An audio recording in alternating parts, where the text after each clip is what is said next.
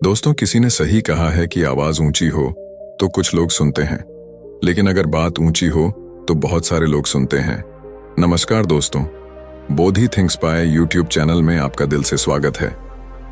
एक छोटी सी कहानी। ये कहानी एक लड़के की 24 साल का लड़का जो सेठ के यहाँ पर नौकरी करता था। उसके माँ बाप इस दुनिया में नहीं थे।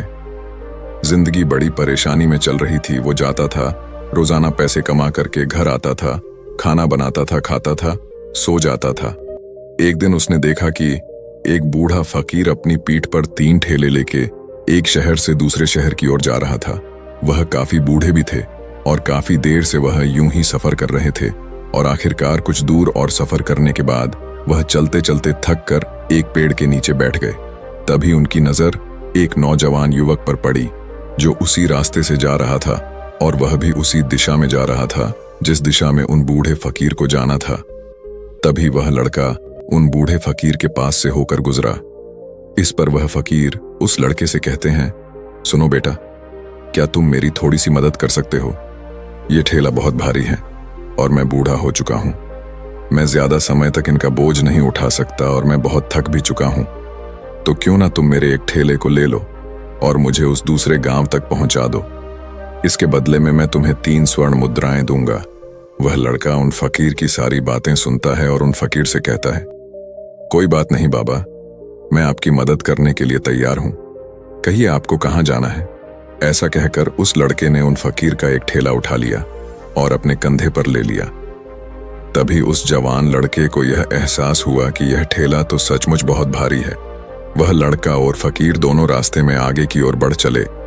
कुछ दूर आगे चलने के बाद देखते ही देखते वह गांव खत्म होने लगा और अब एक सुनसान रास्ता आगे की ओर जा रहा था। वे दोनों अपने मार्ग में मस्त होकर आगे की ओर बढ़ रहे थे। जब भीड़ से पूरी तरह से अलग हो गए तो वह लड़का उन फकीर से कहता है, बाबा, इस ठेले में आखिर ऐसा क्या रखा है जो ये ठेला इतनी वजन है? इस पर वह फकीर आदमी उस लड़के को जवाब देते हुए कहते हैं, कुछ नहीं बेटा, बस इसमें तांबे के कुछ सिक्के भरे हुए हैं, इसी कारण ये ठेले में बहुत वजन है। उन फकीर की यह बात सुनकर वह लड़का मन ही मन सोचने लगा, लगता है ये बाबा जरूर कोई व्यापारी है, तभी तो इतने सारे तांबे के सिक्के लेकर चल रहे हैं। और फिर तभी उसके मन में एक ख्याल आया कि मुझे क्या करना है। मुझे तो खाली यह ठेला दूसरे गांव तक पहुंचा है, बस इतना ही।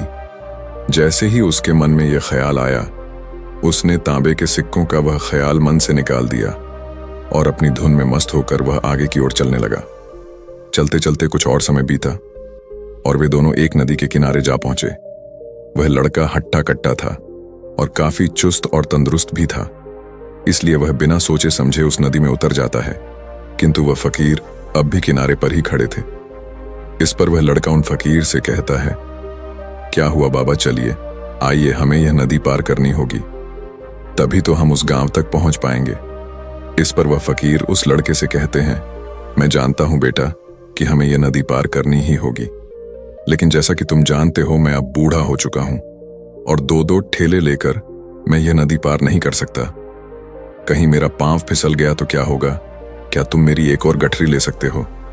मैं तुम्हें इसके बदले भी 3 स्वर्ण मुद्राएं दूंगा। इस पर वह लड़का मुस्कुराते हुए उन फकीर से कहता है, बाबा, आप मुझे शर्मिंदा कर रहे हैं। यदि आप मुझे स्वर्ण मुद्राएं ना भी दें तो भी मैं आपका कार्य अवश्य करूंगा। मैं आपको उस दूसरे गांव तक जरूर पहुंचाऊंगा। इस पर वो फकीर मुस्कुराते हुए उस लड़के से कहते हैं, बेटा, तुम तो बड़े ही भले इंसान लगते हो। इतना कहकर उन्होंने वह दूसरी गठरी भी उस लड़के को थमा दी। उस लड़के ने जब वह दूसरी गठरी अपने कंधे पर रखी तो वह गठरी भी उसे बहुत ज्यादा भारी लगी, लेकिन उसने वहां पर कुछ नहीं कहा। जैसे तैसे उन दोनों ने नदी पार की। नदी पार करने के बाद बातों बातों में ही उस लड़के ने उन फकीर से कहा, बाबा, आखिर इस दूसरी गठरी में क्या है? ये गठरी भी बहुत वजन है। इस पर वह फकीर उस लड़के को जवाब देते हुए कहते हैं, बेटा, इसमें चांदी के सिक्के हैं, इसी कारण यह गठरी भी बहुत वजन है। उन फकीर की यह सारी बातें सुनकर अब उस लड़के का दिमाग तेजी से काम करने लगा था। वह यह सोच रहा था कि एक ठेले में तांबे के सिक्के हैं और दूसरी में चांदी के। ऐसा प्रतीत होता है मानो यह फकीर बाबा कहीं दूर से आ रहे हैं और उन्होंने अपनी सारी जमीन जायदाद बेचकर ये सारे सिक्के इकट्ठे किए हैं, तभी तो वह इतना धन लेकर चल रहे हैं। लेकिन वह लड़का उन फकीर से कुछ नहीं कहता और वे दोनों चुपचाप मार्ग में आगे की ओर बढ़ते चले जाते हैं। कुछ दूर आगे बढ़ने के बाद एक बार फिर एक सुनसान राह आती है। उस सुनसान रास्ते को देखते ही उस लड़के के मन में तरह तरह के विचार उत्पन्न होने लगे। वह यह सोचने लगा, अरे यह तो सुनसान जगह है, अगर मैं यह सिक्के लेकर यहां से भाग जाऊं तो यह फकीर मुझे कब तक दौड़ाएंगे। मुझे नहीं लगता कि मुझे कभी पकड़ पाएंगे और यहां पर कोई है भी नहीं जो इनकी मदद कर पाए। और वैसे भी ये बहुत सारे सिक्के हैं, मैं इनसे एक अच्छी दुकान खरीद सकता हूं, अपना नया व्यापार शुरू कर सकता हूं। और वैसे भी ये बूढ़ा फकीर अब इन पैसों का क्या करेगा, इससे अच्छा तो मैं ही इन्हें रख लेता हूं। वह लड़का यह सब बारे में सोच ही रहा था, तभी अचानक उसे खुद पर आश्चर्य हुआ। अरे मैं यह क्या सोच रहा हूं, यह फकीर बाबा न जाने कहां से आ रहे हैं और क्या खोज करके इन्होंने इतने सारे पैसे इकट्ठा किए होंगे। मुझे इनका फायदा नहीं उठाना चाहिए। नहीं नहीं, मुझे ऐसा नहीं करना चाहिए। उसने कुछ देर के लिए तो अपने मन के विचारों को काबू कर लिया, लेकिन कुछ देर बाद उसके मन के विचार उस पर देखते ही देखते हावी होने लगे। वह लड़का 2 ठेले लेकर उन फकीर के पीछे पीछे चल रहा था और कुछ दूर आगे चलने के बाद एक पहाड़ी आई। इस पर वह फकीर बाबा उस लड़के से कहते हैं, बेटा यह पहाड़ी मैं नहीं चढ़ पाऊंगा, मैं काफी बूढ़ा हो चुका हूं और मेरे घुटनों में भी दर्द रहता है। यदि तुम मेरी तीसरी गठरी भी ले लो तो मैं तुम्हें 3 और स्वर्ण मुद्राएं दूंगा, लेकिन याद रखना इसे कहीं गिराना मत, कहीं ये गठरियां खुल ना जाए।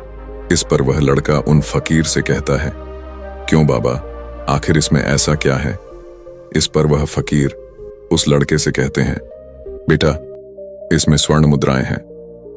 यह सुनकर वह लड़का मन ही मन बहुत प्रसन्न हुआ। उसने चुपचाप वह गठरी भी उन फकीर से ले ली और देखते ही देखते वे दोनों मार्ग में आगे की ओर बढ़ने लगे। अब वह फकीर बिना कोई वजन लिए हुए आराम से पहाड़ की चढ़ाई पर चढ़ रहे थे, किंतु वह नौजवान लड़का जो पीछे था वह वजन के कारण बहुत धीरे धीरे चल पा रहा था। लेकिन जब से उसने सोने का नाम सुना था उसका मन तो छलांग मार रहा था। वह मन ही मन सोच रहा था, अगर मुझे यह सारा धन मिल जाए तो मेरा पूरा जीवन तो आराम से कट जाएगा। वैसे भी यह बाबा तो बूढ़े हो चुके हैं, भला इन्हें इतने पैसों की क्या जरूरत है, इनका जीवन तो वैसे भी कट चुका है। मैं एक काम करता हूं, यह सारे पैसे लेकर यहां से भाग जाता हूं। लड़के के मन में अनगिनत विचार उठ रहे थे। लड़के का मन अब उसकी बुद्धि पर पूरी तरह से हावी हो चुका था और उस लड़के का मन अपनी बात को सही साबित करने के लिए उससे कुछ भी कह रहा था। और तभी उस लड़के के मन में एक और विचार उत्पन्न हुआ और अब की बार वह लड़का यह सोच रहा था, लगता है यह फकीर बाबा कोई चोर है, वरना इनके पास इतनी सारे स्वर्ण मुद्राएं कहां से आएंगे। अगर ये कोई व्यापारी होते तो भला ये इस तरह से पैदल यात्रा तो नहीं करते, और अगर इनके पास इतने सारे पैसे थे तो ये कोई ना कोई साधन भी तो अवश्य कर सकते थे। लगता है ये कोई चोर है और चोर से चोरी करने में भला क्या बुराई है। ये सोचता हुआ वह लड़का अब उन फकीर से तेजी से आगे की ओर बढ़ रहा था और देखते देखते वह फकीर से आगे भी निकल चुका था। और वह यह सोच रहा था कि जैसे ही इस पहाड़ की ढलान आएगी मैं 3 गठरियां लेकर भाग जाऊंगा। इससे ये सारे पैसे मेरे हो जाएंगे और मेरी गरीबी भी हमेशा हमेशा के लिए दूर हो जाएगी। मैं जो चाहूंगा मैं वो कर पाऊंगा, मेरे पास बहुत सारा धन होगा। और देखते देखते वह दोनों पहाड़ की चोटी पर पहुंच गए और अब ढलान का रास्ता शुरू होने वाला था। तभी वह लड़का उन फकीर से नजरें बचाकर वह 3 गठरियां लेकर भागता हुआ आगे बढ़ गया। अब उसे अपना शरीर बहुत हल्का महसूस हो रहा था, मानो उसे उन 3 ठेलों का वजन तक न मालूम पड़ रहा हो। काफी दूर दौड़ते दौड़ते किसी तरह से वह अपने आप को बचते बचाते अपने घर पहुंचा। उसकी खुशी का कोई ठिकाना नहीं था। उसने सोचा, क्यों ना मैं जल्दी जल्दी इन गठरियां में से वो सारे पैसे निकाल लूं। यह सोचकर जब उसने गठरियां खोली तो पहली गठरी में उसे लोहे से जंग भरे हुए सिक्के मिले। यह देखकर उसे यकीन नहीं हुआ। इस पर उसने फटाफट दूसरी गठरी भी खोल डाली, उसमें भी उसे लोहे के जंग लगे हुए सिक्के ही निकले। यह सब देखकर वह लड़का बड़ा हैरान था। आखिर यह सब क्या हो रहा है? उन फकीर ने तो मुझसे और ही कुछ कहा था। अब उसने वह सोने वाली गठरी खोली और उसमें भी लोहे के जंग लगे हुए सिक्के ही निकले। यह देखकर वो लड़का बड़ा क्रोधित हुआ। उसने सोचा, उन फकीर ने मुझसे झूठ क्यों कहा? उन्होंने मुझसे ऐसा क्यों कहा कि एक में तांबे के सिक्के हैं, एक में चांदी के और तीसरे में स्वर्ण मुद्राएं हैं। वह यह सब सोच ही रहा था कि तभी उसकी नजर उस थैले में पड़े एक पत्र पर पड़ी। उसने वह पत्र उठाया और उस पत्र में लिखा था, यह पूरा नाटक ईमानदार व्यक्ति की खोज करने के लिए रचा गया है और मैं इस राज्य का राजा हूं। मेरी कोई संतान नहीं और इसीलिए मैंने यह षड्यंत्र रचा है ताकि मैं अपने राज्य में किसी एक ऐसे ईमानदार व्यक्ति की खोज कर सकूं जो मेरे बाद इस राज्य का राजा बन सके और इस राज्य भार को संभाल सके। और इस राज्य का भार वही संभाल सकता है जो पूरी तरह से ईमानदार हो, जिसके मन में किसी प्रकार का कोई लालच ना हो। इतना पढ़ते ही वह लड़का जोर जोर से चिल्लाने लगा। वह सर पकड़कर बैठ गया। वो यह जानता था कि यदि वह अपने मन के विचारों पर काबू कर लेता तो उसका जीवन संवर सकता है, लेकिन वह अपने मन के विचारों पर काबू नहीं कर पाया। दोस्तों, महात्मा बुद्ध कहते हैं कि मन ही सब कुछ है। आप जो सोचते हैं वही बनते हैं। इसलिए आपका सबसे बड़ा दुश्मन भी आपको उतना नुकसान नहीं पहुंचा सकता जितना कि आपके मन के यह अनियंत्रित विचार पहुंचा सकते हैं। महात्मा बुद्ध कहते हैं, अपने भीतर ध्यान से देखो। हमारे भीतर जो विचार चल रहे हैं वही विचार शब्द बनते हैं और शब्द कर्म के रूप में प्रकट होते हैं। बार बार दोहराने पर कर्म बर्ताव में बदलता है और धीरे धीरे समय के साथ बर्ताव चरित्र में परिवर्तित हो जाता है और यही चरित्र हमारे भाग्य का निर्माण भी करता है। इसलिए हमें हमेशा अपने विचारों के प्रति सजग होना बहुत आवश्यक है। हमें जागरूक होना बहुत आवश्यक है। हमें यह जानना जरूरी है कि हमारे मन में किस प्रकार के विचार आ रहे हैं। आगे महात्मा बुद्ध कहते हैं कि कमजोरी हमेशा छोटे विचार से शुरू होती है। यह एक बीज के रूप में होती है और यदि इस बीज को नष्ट न किया जाए तो यह छोटा सा विचार बहुत जल्द ही एक विशाल वृक्ष का रूप ले लेता है और हमारी बुद्धि की सोचने और समझने की क्षमता को पूरी तरह से नष्ट कर देता है। जिस प्रकार आपने इस कहानी में देखा किस प्रकार उस जवान लड़के का मन उस पर हावी हो चुका था और उसकी सही और गलत सोचने की क्षमता पूरी तरह से नष्ट हो चुकी थी, जिस कारण वह यह समझ नहीं पाया कि उसे क्या करना चाहिए और उसके लालच ने उसके भीतर इतनी ऊर्जा भर दी कि वह तीनों ठेले उठाकर इतनी तेजी से वहां से भागता आगे भी बढ़ गया। इसीलिए जब आपके मन में पहली बार कोई गलत विचार उत्पन्न हो तभी उसे जड़ से उखाड़ देना चाहिए, अन्यथा वह विशाल वृक्ष का रूप लेगा और आपको किसी न किसी गलत राह पर वह ढकेल ही देगा। आप चाहकर भी उसे रोक नहीं पाएंगे। लेकिन अब आपके मन में यह प्रश्न उठ रहा होगा कि हम भला अपने मन के विचारों को कैसे नियंत्रित करें। हमारा मन तो इतना चंचल है, वह इतना शक्तिशाली है कि वह हम पर हावी हो ही जाता है। हम चाहकर भी उस पर नियंत्रण नहीं कर पाते। इसका जवाब में महात्मा बुद्ध हमें दो बातें समझाते हैं। पहली बात, सही इरादा विकसित करो। कई बार आपने देखा होगा कि आपके मन में कुछ और होता है किंतु आप कहते कुछ और है, क्योंकि आपके मन के भीतर जो कुछ बसा है वही आपके मुख से बाहर भी निकल रहा है। लेकिन जब हमसे वह गलती हो जाती है तो उसके बाद हमारा मस्तिष्क अच्छी तरह से काम करना शुरू कर देता है। हमारे सोचने और समझने की क्षमता एक बार फिर से जागृत हो जाती है और ऐसी अवस्था में हमें यह एहसास होता है कि हमसे गलती हो गई है और फिर हमारा मन दुखी हो जाता है। हमारा मन अफसोस से भर जाता है और इस भारीपन और दुख से बचने के लिए महात्मा बुद्ध हमें सही इरादा विकसित करने के लिए कहते हैं। इसके लिए जब भी आप कोई कार्य करने जा रहे हो तो सबसे पहले आपको यह खुद से पूछना चाहिए कि जो कुछ भी मैं करने जा रहा हूं इसके पीछे मेरा इरादा क्या है। क्या मैं दूसरों को दुख पहुंचाना चाहता हूं या दूसरों को नीचा दिखाने जा रहा हूं या मुझे खुद को ऊपर उठाना है। खुद से सवाल कीजिए, खुद को जागृत कीजिए। जब आप इरादों के प्रति सचेत होने लगेंगे, जब आप विचारों के प्रति सजग होने लगेंगे, तभी आपके भीतर सकारात्मक ऊर्जा का प्रवाह होगा। तभी आप सकारात्मक इरादों से जुड़ने लगेंगे और आपके मन के भीतर बसी हुई वह नकारात्मक ऊर्जा और नकारात्मक इरादे दिन ब दिन कम होने लगेंगे। परंतु याद रहे, आपको यह हर रोज करना होगा और आपको यह हमेशा ध्यान रखना होगा कि आपको केवल अच्छा सोचना है। आपके इरादे हमेशा अच्छे होने चाहिए, तभी आप दुख और तकलीफों से बच सकते हैं। अन्यथा आप इसी तरह से दुख और तकलीफों में घिरे ही रहेंगे और आप कभी इससे निकल नहीं पाएंगे।